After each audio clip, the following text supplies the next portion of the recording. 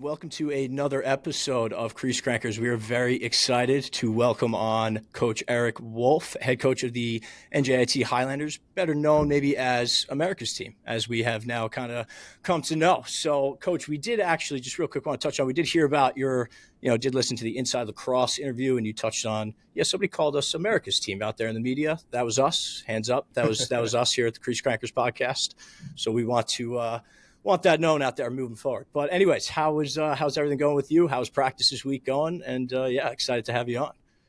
Yeah, it's a good week. Getting back to normal after the 3 games in the 7 days, I think that's proven to be a little bit of a challenge. But Sure. We gave the boys off Sunday and Monday, and then got nice. back after it Tuesday, and then relatively normal practice on Wednesday, Thursday. So just getting back to a normal week schedule, which I think It's going to be a challenge in terms of just finding that normal routine again. But it's been good. Sure. Awesome. Yeah, love it. I mean, there's definitely one thing I wanted to touch on. How quickly following a game do you toss on the film? I guess it depends on the performance. What I'm doing. Like for me, after a game, I'm pretty quick in and out of the locker room. Like I don't do much talking with the boys. Right. I'll hang out with my mom, my dad if they're there, my wife, my my boy. So nice. I don't know. It depends on what time of the day it is. Like I like to go home and spend some time with my family, and usually that night I'll do like once my son goes to bed, like from 8 or 9 to about like 1 to 2 a.m. I'll break down the film and do all my cuts, and then I'll try and sleep in a little bit on Sunday. So there you go. That's not my normal day, but yeah, I would say like I'm usually into the night, Saturday night, pretty late. Diving in. Gotcha. Yeah. There it is. I mean, committed to the game. There it is. So, and then we also, so there's 3 words that I think we've heard a lot kind of dedicated to your program, right? And that's fast, organized, and physical. So now I think just, I remember even when I played, we had our pillars we always relied on.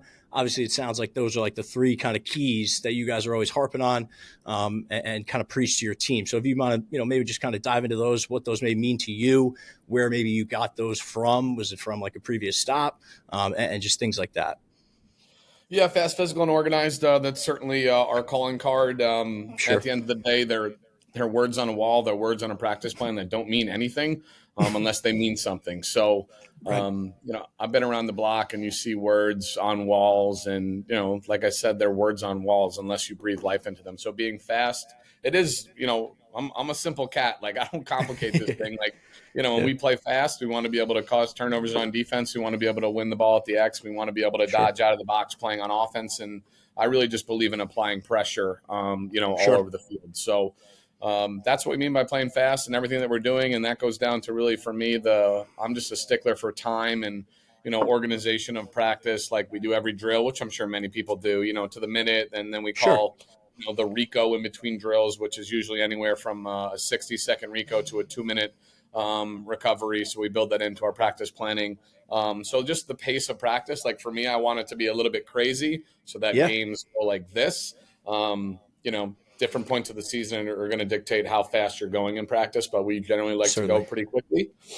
So that's the fast aspect of it. Physicality wise is I've had to adjust a little bit. We don't really hit in practice. I read, I think it was Bill Walsh's book a couple of years ago with the San Francisco 49ers, and I read that I think over their 5 Super Bowls, they didn't have one practice where they had contact, which really opened my eyes. And I got, like, we have basically – what's that? Fundamentals, things like that. I'm sure, obviously harping on things like that. And, It's not like we're playing, but, like, for me, it's the big hits in practice. And I – got this from my buddy Craig McDonald, who's the head coach at Bobby Moe when he was at UMass. And I don't know if it goes back to when he was an assistant at Rutgers, but they put in what they call the boom rule. So if you got a kid that's lined up about to take a big physical hit, we make our guys say boom instead of actually taking that hit. So it does work. Okay. Our defenders despise it, and they absolutely hate it. When you got a guy coming across the crease, and sometimes the offensive players have to learn hard lessons in the game, but it does tend to go that way. But it's a way of just protecting our guys, and so we limit the physicality in practice, and then it's kind of dogs off the leash on game day. With that being said, I think our first two scrimmages this year, we had, I think, somewhere between 8 and 13 penalties. So it wasn't great. And now with replay and the way the game's being officiated, we've Yeah, asked our defenders to just reel it in a little bit because I don't want to sure. spend more time in the box. But for us, we just talk about, if I've always said this, and if someone's trying to score a goal in the crease, you have to imagine that crease is your home and it's your house and it's your kitchen, and there is a Yep, intruder in your home, and there's only one way that they're leaving that home if they're trying to take your things or attack your family. And I'll leave it to the imagination of what type of way that person is going to be leaving the home. But we take it pretty seriously in terms of the physicality on the inside, and then yeah, the last, the organization of it is relatively simple. It's just everything that we're doing, and we have a specific time and reason in the way that we do it. That's our practice plan. That's everything with their academics and their scheduling. I just believe in efficiency and getting in and getting out, and making certainly. sure that, and even like today, like I was 5 minutes behind for you guys, but I let you guys know, like things pop up, but it's important to communicate and be organized and be respectful of kids' times. And we only have about a 90-minute practice here on a day-to-day basis, so Yeah, being absolutely. organized is a big part of it. Absolutely. You had to get that lunch in, coach. We respect that. No Oh, worries. yeah. Had to get that Oh, no, lunch in. you can see it right here, man. This is my wife going from home, man. There you I go. got We I bet on gotta the eat. burrito. Yeah, we thought it was a burrito day for you. Oh, burrito day, man. I'd be in a coma on the floor right now. So, no, good little, I Yeah. think it's a little Trader Joe's pasta and some shrimp. My wife takes care of me. So, There you go. There you go. Hey, Well, Coach, the boom rule is really interesting to me. Yeah. Does that affect the competitive level at all in practice? probably, I think to a certain extent, if I call it, like, I don't always call it like, guys scream boom. And again, our guys just kind of at this point understand how we like to play in practice. sure. Right. It's just, I've said to our guys, you have a responsibility when you walk on the field to take care of your teammates. Like, that doesn't mean that there's not heavy check-in and there's not like physicality going on, Yeah. but that eliminating that big hit in practice is super important. And we also talk to our offensive personnel. I'm like, yo, our defenders are protecting you. Do not shoot through our defensive personnel. Like, if you got a guy in front of you, I don't want guys getting hit in the head and taking shots. So it does work. Does it Yeah. affect your intensity level at times? I would agree it does, but I think that's something that we're willing to give on because, Sure. it adds up, man. It just adds I up mean, over the course of the year. To be honest, I don't, watching you guys play this year, coach, I don't think your intensity level has really No, kind you of guys are wavered all quite that physical much. So out I there. think what you guys are doing there, it's kind of been working for you. So that's awesome. I love the point that you brought up, right, where you kind of like, you want practice to be a little helter-skelter, right? That way, in the game, it's just kind of like smooth lining, right? Where that's where I think it's like the common phrase where it's, practice should be harder than the game, right? And, practice how you want to play. So, I mean, that's all. It's, amazing to hear. So, love to hear that. I did want to touch on too, like, it seems like you touched on it too just now, like you guys kind of seem like you guys know how you want to practice and play. Obviously a very senior kind of leading group and, senior led group. Wanted to just touch on them and kind of when you got to NJIT, the first early conversations you had with those guys and things like that. And how the impact they've had on your program.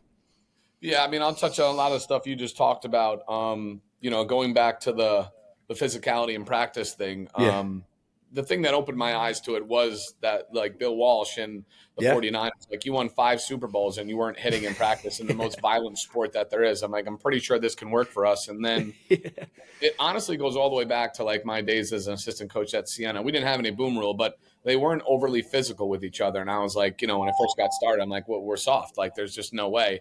And then game day, I was like, these kids were absolute dogs. They were just animals that just took it really easy on each other in practice. So Yeah. I don't know that they took it easy on each other, but they just protected each other. And then it evolved to really the boom rule when I heard, Coach Mack and what he was doing with it. So it does work, and I'm a believer in it. And it's been good for us. To this group and the 19 seniors that we have, we got about 12 or 13 seniors, a bunch of grad seniors, a couple of transfers. That's really where it all starts and ends. I've said to our guys, like, whatever you guys do, that's what we're all going to do. And you're setting precedent, for years down the road, because however you teach, and approach these young bucks, they're going to do that the same way to the freshmen when they're seniors. So it's important that we are, senior led. And when you have 19 seniors, it's almost 50% of the team. Like, there really is no excuse. So I think everything for us does start, with our senior group and the type of leadership that they've shown. And that doesn't mean that it's always been like smooth or that they have it every day. Like,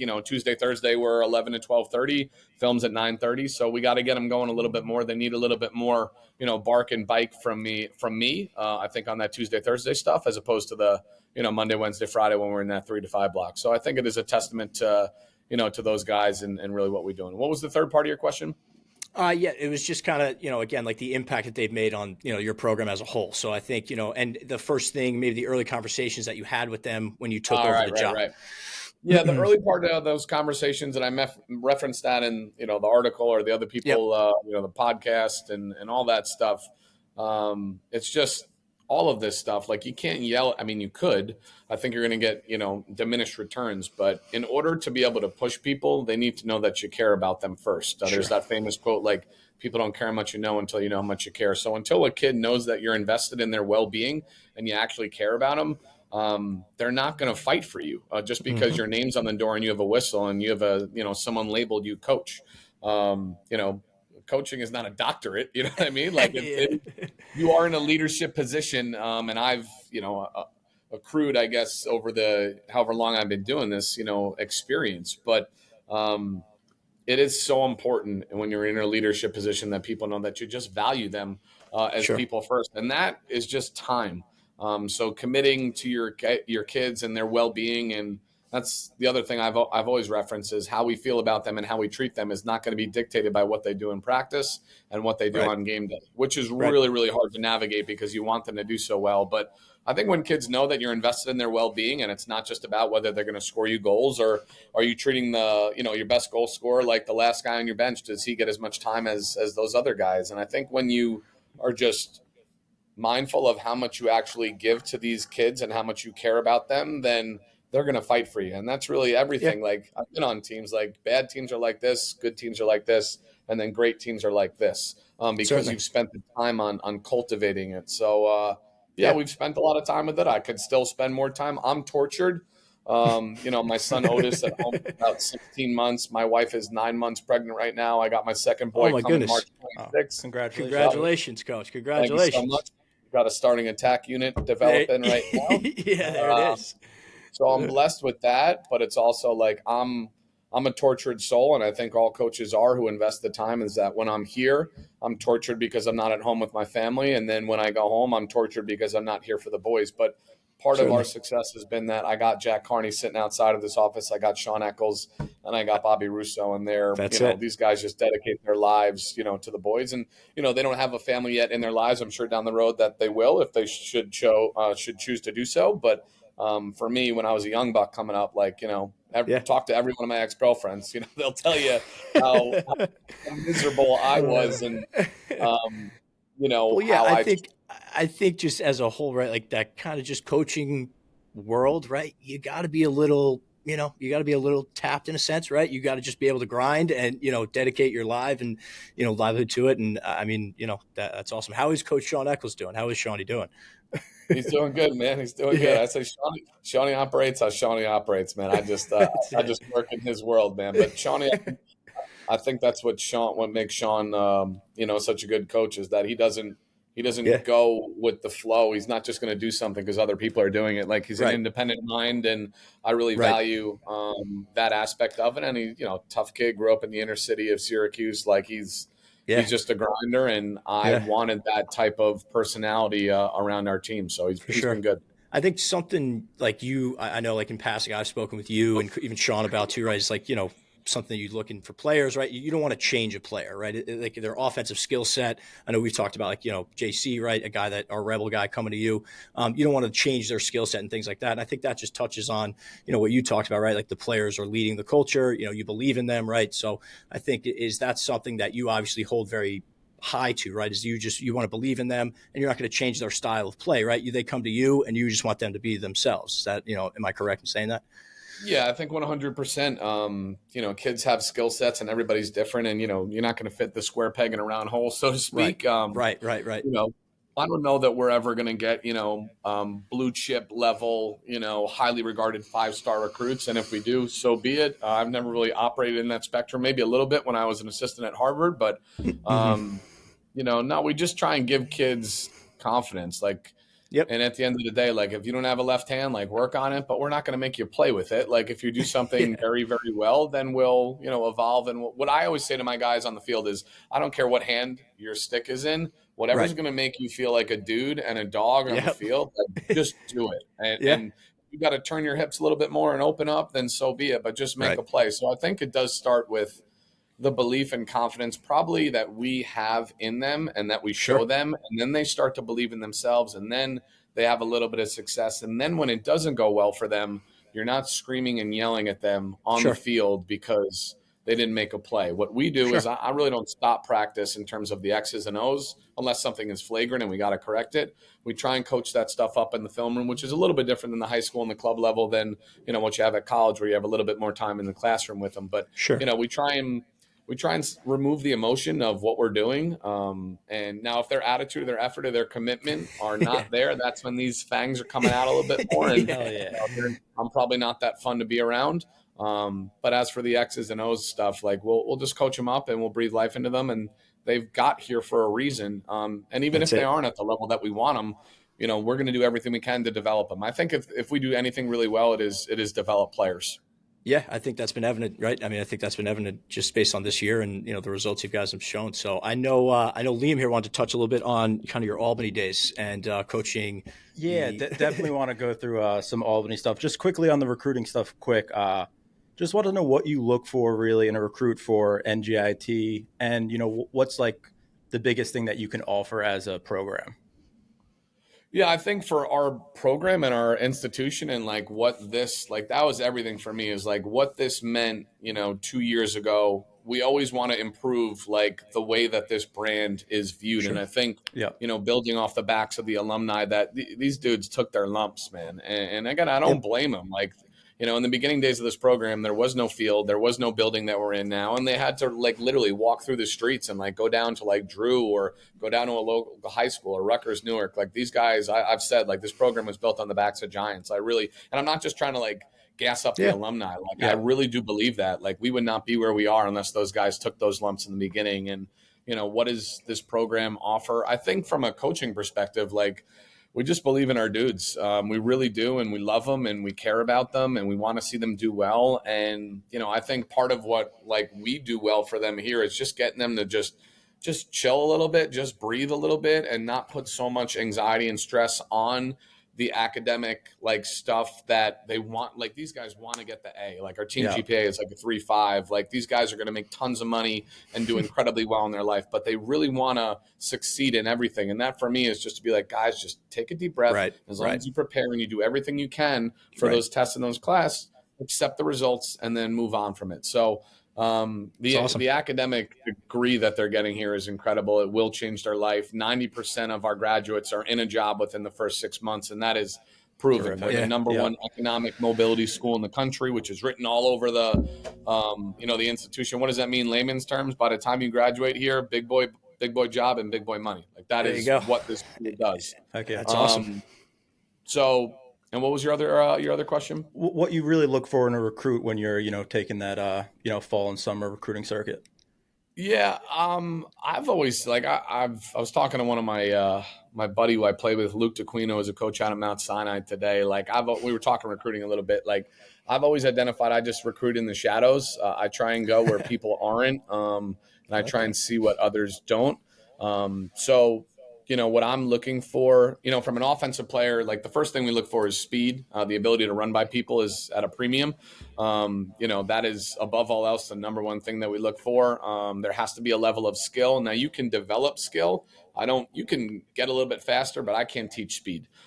So above all else, we're looking for speed on the offensive side of the ball. And we're certainly looking for skill. Are we getting a 6'3" big skilled kid? I don't know that we're getting that. So we look for the guys that maybe are a little bit overlooked, whether they're a big kid, whether they're a small kid. But if you can run by somebody, you're going to open our eyes. If you have a skill set that you can put the ball in the back of the net, and how you put the ball in the back of the net, that's something that we're always going to be looking at. And then at the end of the day, what I look for above all else is just toughness and grit, which is really hard to identify and really hard to measure. But I know it when I see it. Being like, for me, a smaller guy, I'm not saying I have a Napoleon complex, but if you sat me down, probably would check a couple of those boxes.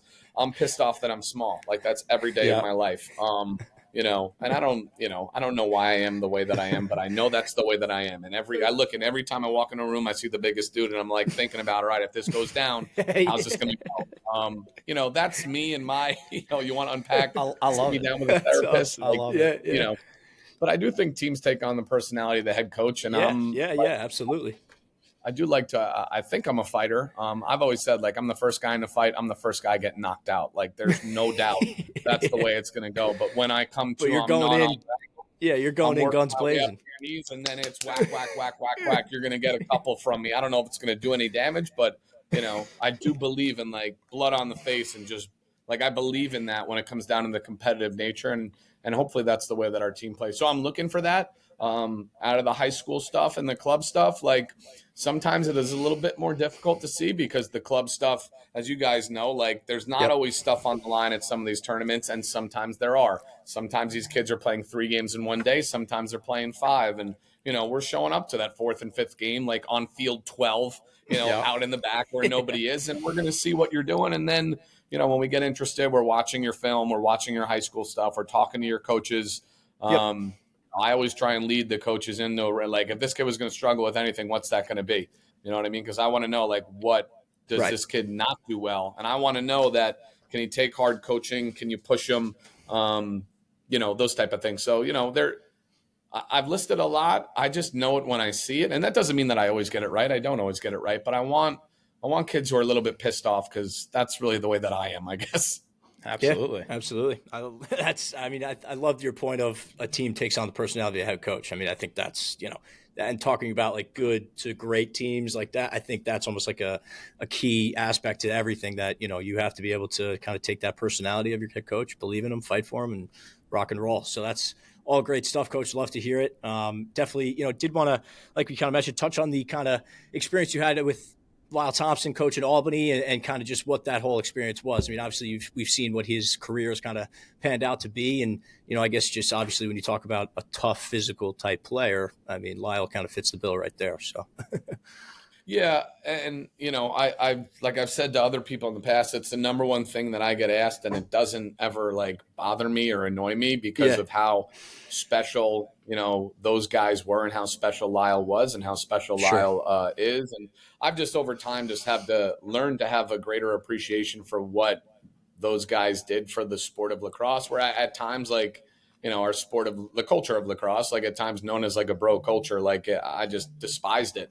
And then you see, these indigenous kids come in and represent everything that's good about the game and how people view it now. And now, with Paul and the PLL and what they've done and the connections, to the roots of the game are super, super important and something that I've just really come to appreciate. So what was it like coaching them? The best example I can give you is, when you have Michael Jordan, you don't tell Michael Jordan what to do. You ask him what he thinks. So it was more so about teaching others how to play around Lyle, Miles, and Ty than it was I'm not telling Lyle Thompson what to do. Like, I'm not telling him how to shoot. I'm not telling him how to pass. Like, Lyle is above and beyond anything that I could ever fathom or, excuse my office phone here, which I don't answer. So hopefully, you're a very popular man, Coach. You're America's coach. Come on. I don't know, man. If I don't have your number in my phone, I'm not answering the call. But Lyle's space in the game and where he went to mentally and emotionally is just not something that I can relate to. It's not something that I tried to understand it. But the way that he plays the game is just beyond anything that I had ever seen. So it really opened my eyes to a different approach. And I've said it before, like when I was a young buck at Siena, like I was like this, like you're running the offense and you're going here and you're doing this and we're fading and we're following and that's it. Your stick is to the outside, righty, lefty. And this is how it's done or else. That did not resonate with these guys in any way, shape, or form. And probably something that, you can talk to those guys or talk to Scotty. Like I struggled with it. I definitely think I struggled with it for a long time in my younger coaching years where I just thought it had to be a certain way. And then as you spend more time, you learn that there are other ways to go about doing it. And it changed my philosophy on how to go about coaching and playing the game, that there was a different way of doing it. And so I'm forever indebted to the experience which Coach Marr provided me as an opportunity to come back and to be a coach. Yeah. And then having Coach Lyle and Miles and Ty and, all those guys, like we had an incredible group. And we all took our cues from Lyle, and he didn't say much, but when he did, I can tell you it was crickets in the room. And I remember when Lyle spoke up, you literally, I just got chills thinking about it. Like when he said something, that's awesome. It was literally like Michael Jordan, was speaking, and you're going to listen. And that's what Lyle is to us, right? And to our game. He is our Michael Jordan. Like that is what Lyle means to all of us. And, I keep up with those guys.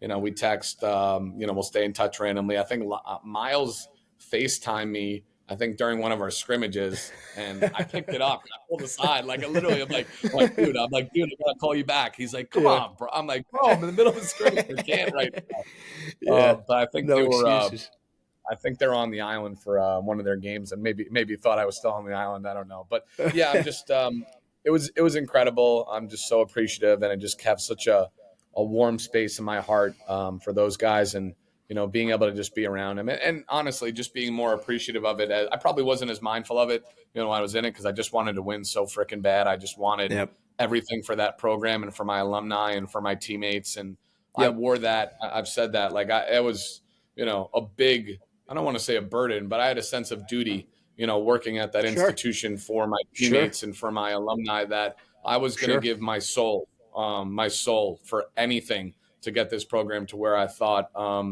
where Coach Marr wanted it to be. And I was going to do anything I could to do that. And I have that same approach now. I got to keep a little something for my family. But the rest of it, I'm going to give my soul to this program and to this team. Yeah. On their creativity, like the non-traditional style lacrosse, anything that you brought into, moving past that into your, offensive philosophy, moving forward to, LIU and then Tech? Yeah, for sure. A lot of it was just simply, if you're talking X and O's, just the hands, right? Yeah, right. I used to, we still work your right hand and your left hand, but when it comes down to any type of drill, where it's even our shooting drills, there's just whatever gives you confidence. So if you're inside and you should be cutting lefty, I don't care if it's here if it's cross, or if it's here. If your stick is body here and you have no confidence, the ball's not going in the net. If your stick is here and you can catch it and simply just go like that, I'm going with that. So whatever makes kids feel good and gives them confidence, we're going to work with that. And, that's the biggest thing that I took. Certainly I grew up with the pace, even playing for Coach Gargiulo at Baldwin, we played fast. Playing in Albany, we played fast. Anywhere I've ever been, Coach Bracht at Siena, we played fast. Woj at Harvard wanted to play fast. Anywhere I've ever been at LIU, we wanted to play fast. So it wasn't so much the speed or the tempo. It was just that you can play the game and do things differently for every individual kid. And even the shooting stuff, overhand is tremendous. But you know what? If you got a kid who plays box and he plays hockey and his muscle memory says to go low to high or low to low, I'm rolling with that. Whatever makes the kid feel good about putting the ball in the back of the net, because this is the biggest difference. And at least at the Division I level, and probably 2, 3 in high school, when it comes down to scoring, shooters reach back and they hope, and scorers reach back and they know. Right? Shooters reach back and they hope, scorers reach back and they know. That's the biggest difference. So if you're whatever going to make you, when you pull your hands back and you know that ball's going, I'm going to have that kid do that. If he's going to reach back and he's hope, it ain't happening. And I wasn't a scorer. I was a passer, I was a feeder. I didn't put enough time in on my shooting, and it is what it is, but I know what it takes to be an elite scorer, and scorers know it. Shooters hope. I'm definitely stealing that one. That was good. That was. I like credit, that, man. And then that was really good. I'm definitely stealing that one. Yeah, there you go. Coach Coach W. Yeah, there it is. That's amazing. The one piece I just took away from that is the fact that you were able to kind of adapt your coaching style, right? I think we always talk about how can players get better? How can they adapt their playing style? What can they do better? And then, you always kind of coaches are always doing that too, right? How can I get better? How can I adapt? How can I be better for my team? So it's amazing to hear that, you kind of went on that journey yourself. So, just to kind of wrap things up here, I wanted to touch on, I think, just kind of the current squad. Yeah. And, you guys are 5-0 now. You got 2 more out of conference games. Then, sort of get into conference, how you guys, feel you guys stack up against the rest of, the American East. Yeah, I mean, the goal for us, as cliche as it sounds, is just to get better.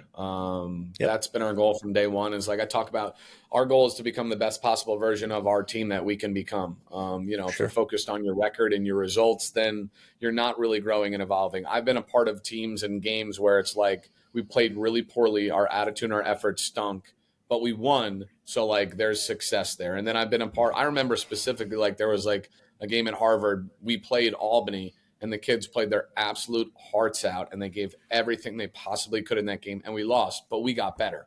Right. So for me, if you're looking at your record as 5-0 and you're like, and again, regardless of the opponents that you're playing, like you have to look at the film and evaluate what we're doing well and what we need to improve on. So, was the goal to be 5-0? Certainly. I think the goal is to win every game that you play. If you're not in this to win it, then don't show up. Like you're in the wrong line of work. Like I want to win every single time that I'm out there, but I'm not measuring my success by a letter that comes after the game. It's not going to be measured by a W or an L. At the end of the day, in the conference stuff, you got to hit a certain record to get into the top 4 and to compete for the championship, bar none. Like you got to hit it. But I'm just looking at, the process of getting there. Like the process of getting there. Everyone talks about the process, but it's true. It is. It is. And I mean, I think trying to build. Right. It took me even like, kind of like after my like kind of playing career, like when you just hear about coaches always harp on the little details and the practices and like all these little things. And then you jump into like, then I start coaching, you're like, wow, like, goddamn, that really does make a lot of sense. And it does come down to like the little details and showing up on time and things like that. So yeah, I think, that's certainly, it is cliche, but well, think about probably this. a reason it is a cliche. Go ahead. How long you guys been doing this podcast? Not very long. It's about our second year here. Yeah. About a year. Second year. So if you went back and you looked at your first couple episodes to where you're at now, is there a big difference? I would say so. I mean, just look at the turf wall we have on here. We didn't have that last year. look at your backgrounds. That's what I'm saying. Like where you're at, and I'm sure you look at it, you break it down, you watch the film, you're like, all right, how do we do? How are our questions? All that stuff. Like if you're not, and you'd say like, coaches are always getting better and you're trying to learn, but if you don't put in the time, then you're not. So absolutely. You just got to look at the measurables of like, all right, what are we doing well? What do we need to improve on? And then what are we doing in practice in order to make this better? And that takes time. Like that takes time. And if you believe in something and you're committed to the cause, then you will exponentially see growth if you tend to it. If you don't tend to it and you just ride it, like we're 5-0 and everything's great, like everything's not great. We got like, we're averaging like 18 to 25 turnovers a game. That ain't going to cut it in the conference play. Like it's not. So we're looking for ways to improve and get better, but it is slowly but surely. We just talk about like incremental growth of slowly pushing that boulder up the hill, and then eventually we'll get a little bit of momentum if we do the work. So that's it. Coach, what's something that you guys dial in on to, limit these turnovers, moving forward in practice? I don't know that it's anything. It's just playing. It's just game experience. There is a level of like turnovers that we're going to have. Like we're never going to be a, 10 turnover team. I think realistically we're more like a good day would be like 12 to 15. But when you're going for it and you're having your defenders throw 40-yard passes and you're pushing transition and you're going early offense, you're dodging out of the box, you're attacking on the faceoff, you're going to turn the ball over. Now, I think it's just educating them on the film, on decision making, but I don't want them to start gripping and they're like, should I go for that? Then as soon as you start thinking you're not playing the way you want to play. So I think it's just like I said, it's the process. And I'm not saying what I'm doing is like, foolproof and my way is like the only way. Like I make mistakes all the time, but I think if you're just mindful of your ego and you're mindful of like, it doesn't have to be my way. If somebody else got a better way, Shawnee's got it, Jack's got it, or a freshman's got a better idea, then let's roll with it. But, the old school way of you're going to do it because I told you to do it. I just don't think that resonates and clicks. That's how I grew up, but I don't think that resonates with these guys. I think that's a great point that, certainly coaching styles and trends have certainly have to adapt and change with just kind of the current landscape of kids. So go ahead. I was just going to say, like, for me, coaching, like, it's about authenticity. Like, I'm Wolfie. Like, I'm not going to come on your podcast and be like, yes, son, we're going to, like, I'm just not that dude. I'm not that cat. Like, I'm not trying to be something I'm not. I remember when I got the job as a head coach, I was like, I'm going to be myself. Like, kids see through that too. They see through that. They see through, And So it's like, people's like, oh, you got to call you coach. I'm like, dude, I'm not a doctor. Like, like, you don't have to, like, I don't care if you can call me Wolf, you can call me Wolfie, Coach Wolf. Like, I don't care. Just because you call somebody coach doesn't mean you have their respect. yeah, right. It doesn't mean that. So at the end of the day, like, you are what you answer to. You know Right. what I mean? So like for me, it's just about the relationships and the connectivity. I know if I have somebody's respect or not, and respect is earned. So, Yep. I'm just like for me in coaching and communicating with you guys, like this is who I am, and I'm the same way in front of the team. Like I'm not going to be some different dude just because I got a hat on and I got a whistle on the wall. Like I believe in authenticity. I think that's important in the leadership position. That's it. That's awesome. it. Yeah. I mean, I had one final question for you, Coach, and it is, do you enjoy 1-goal games? All 1-goal games when you win them, sure. No, I do not enjoy 1-goal games in any way, shape, or form. I would much rather have a 10-goal lead and be chilling and thinking about what we got on the tailgate. Yeah, I wanted to, just a current check on the stress levels. I think, obviously 5-0, but the 1-goal games certainly have been pretty crazy. But Coach, thank you again. This has been fantastic. Good luck the rest of the way. We'll certainly be in touch. And, again, can't wait to see what you guys are able to accomplish this year. Keep it going, Coach. No, I appreciate it, man. And obviously, your guys' background work on that wall is just tremendous. I'm obviously not as prepared and well-versed, but I do appreciate, your guys' platform and obviously recognizing this and what our guys are doing. And, if there's any kid out there, coach, listening to this that we can help a little bit or learns or takes a little something, from it, then that's awesome because that's the way that I was brought up. You got to give back to this game because it's given me so much. So Absolutely. Appreciate you guys giving us the platform. All right, thanks, Coach. Absolutely. Thanks, Coach.